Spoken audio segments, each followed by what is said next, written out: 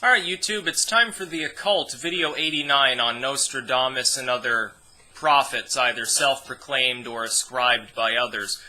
Interesting topic. I've pointed out before, I'm not a big believer in the general concept of prophecy. I'm not a big believer.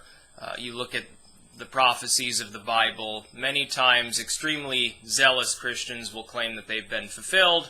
The problem being that a literal reading of these prophecies never often has been.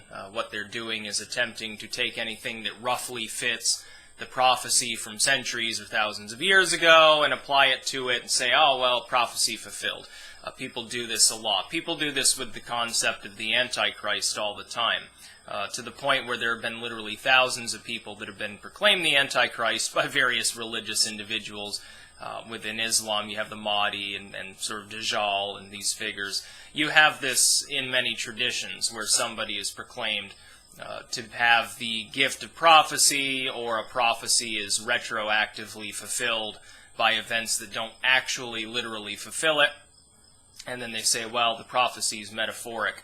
But then again, the way that they use those metaphors could apply to any number of scenarios. I think Nostradamus is probably case in point number one.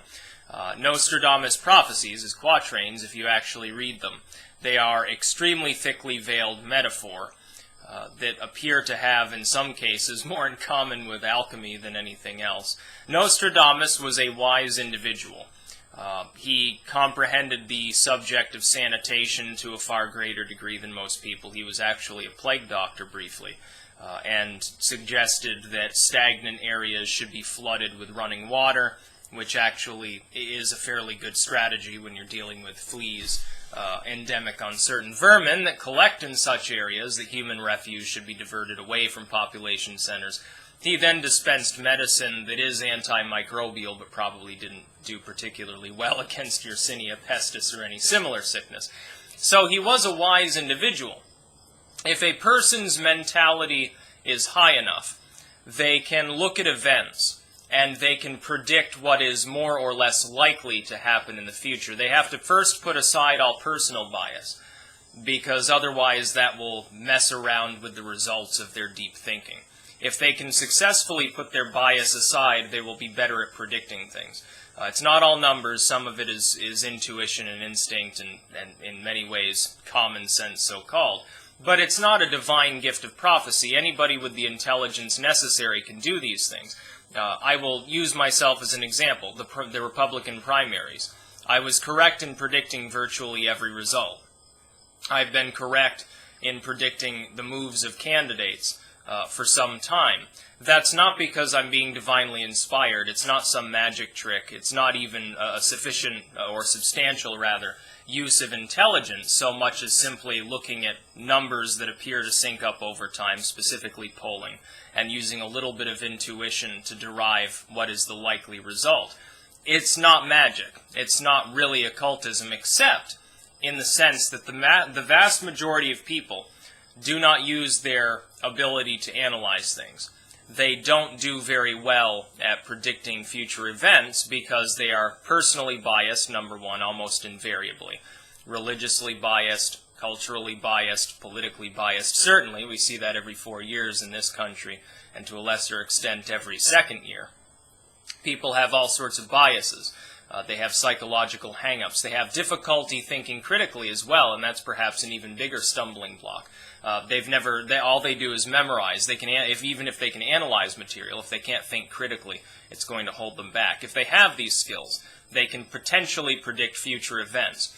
But there are several things that prevent that from being what you would consider prophecy in the divine sense. First and foremost, while your accuracy would be higher, it's not going to be invariable no matter how smart you are, how well you analyze things, and how unbiased you are.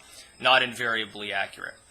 Number two, the further you go into the future with such a thing, the more chaos theory kicks in and the less likely you are to be accurate. It would be much easier to predict something 5 or 10 years down the road, and or something that is more general, than something that is much more specific a further degree of time down the road. The more specific, the less accurate. If it's some generality, for instance, oh, well, I think green energy is going to take off in the next 10 years, and I do. I think it's going to skyrocket with growth. That's not to say that it'll specifically be solar, that it'll specifically be wind, that all countries will share in that skyrocketing use of green energy. I'm simply looking at the long-term trends of its cost and its scale of implementation around the world and the amount governments are willing to subsidize it at, and making an educated guess, really, saying it is likely that that will be the case. But if I were to say I think 100 years from now everybody will run everything on solar cells, chances are I'll be wrong, even if it's sensible to say that that could be the case. What if some new energy type that's even more green and more efficient crops up in the next 100 years and that gets used instead? Well, then my prediction's completely wrong. It was too specific. And what you see Nostradamus and many of these figures do is deal in generalities and metaphors. Oh, the red lion, the green cock, oh, Hister shall peek out from behind the crooked iron cross, the famous Hister quote from Nostradamus that supposedly is about Hitler, even though Hister and Hitler are not the same thing. The swastika is not an iron cross. So the prophecy is not actually fulfilled unless you use a fairly high degree of, 5 stages of separation or something like that. That's often what you have to do. But the human tendency to do this is why prophecy is so widely believed in by so many individuals. I don't believe in it.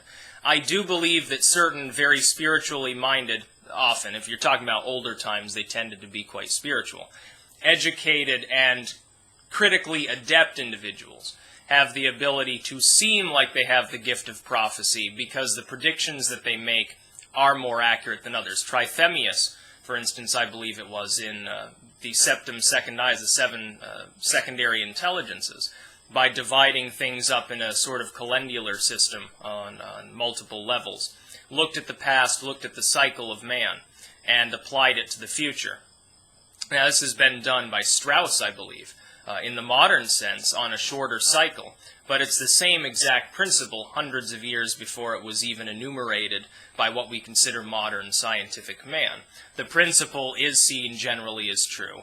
It does have social ramifications on the human population, but this does not mean that Trithemius was actually gazing into a crystal, talking into a spirit, and predicted the future.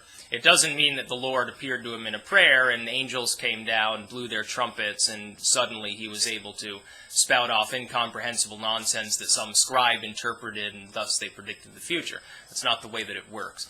So I'm not a big believer in prophecy as it is generally regarded by the Judeo-Christian, the Islamist, groups like that, because I do not believe that very many people, if any at all, are keyed into the kind of cosmic influence that would be necessary to do such things. I do believe, though, that there are people who see patterns over the long span of human time, and if they look at them without cultural bias especially, they can get a pretty damn good reading about what will happen, at least in the fairly near future, the next century or two. And that is, by the way, the fairly near future. There will be people born today that will be around after 2100. Think about that for a moment. It's quite interesting to think. I think there's still one person from the 1800s in the world. And here we are, it's, much, much later in time. So, yeah, not a believer in prophecy so-called by what we would consider the mainstream religions of the world. But predictions can be made. Some people will be more accurate than others. Those that are fairly accurate will be listened to more, generally speaking. Of course, then you get like Blavatsky and people like that clearly are show people. They're in it for money, they're in it for fame or whatever. You get like the Miss Cleos of the world that claim to be able to see your future. I wouldn't trust them. If they're asking for money, then they're definitely a fraud. That's about all. Peace out.